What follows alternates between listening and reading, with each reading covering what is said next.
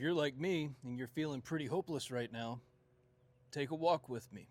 Right now, I'm not really in a great spot. It's not the first time and certainly not going to be the last. Several things have been challenging lately, and it feels like it's quickly advancing beyond my skill set. Of course, just like a lot of things, there's a lot of easy answers. And this is where a lot of us will say in a really defeated tone, easier said than done. Often because the best answer is the one that you don't actually have access to in this moment. But it doesn't mean that everything's lost and all is hopeless. After all, I have social and financial proof that what I'm doing is worthwhile. Like I and so many others have found, this recent downturn and change in algorithm is just kicking our ass. This is a really easy place to start ruminating over these problems. Catastrophizing the future. What if all these horrible things happen? And it's certainly not a big leap to shift into hopelessness. That can ultimately lead you to saying things like, why does this always happen to me? Why is it every time I have success or get close to it, everything seems to fall apart? A job is lost, a relationship ends, where you find yourself hemorrhaging money, your dog ends up getting injured, and you've got another vet bill that you didn't plan on. I know a lot of people right now that are going through this, and it's not just in the online space.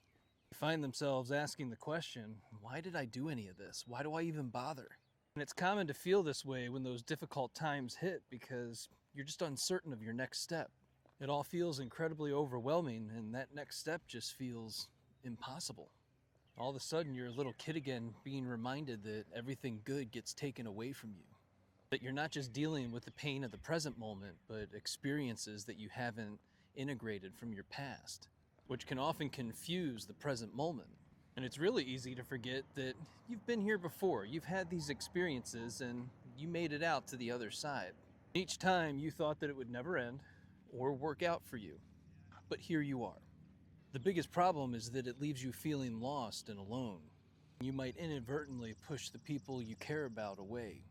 You automatically disqualify them for not being able to meet you where you are. They'll say things like, you just don't know what I'm going through, completely dismissing everything that they've ever been through in their own lives. If you think back, you may have been there a time or two for them where you shared that this too shall pass.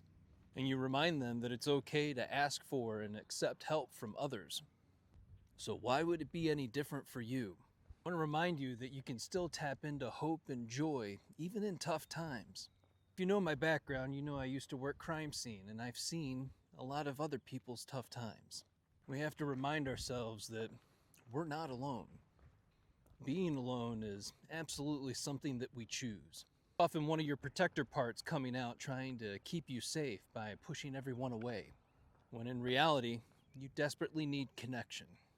The reason that connection might feel unsafe is because you're not sure how to articulate what it is that you're going through in this moment. But the best part about this is, you don't have to. You can say nothing and just be in the same room. Our presence is the gift that we give to one another. What you need in this moment is a perception check. Think about what's happening, what's going on in your environment, what led you here, what experiences have you had, what challenges are you facing. If you were to give yourself advice, what would it be?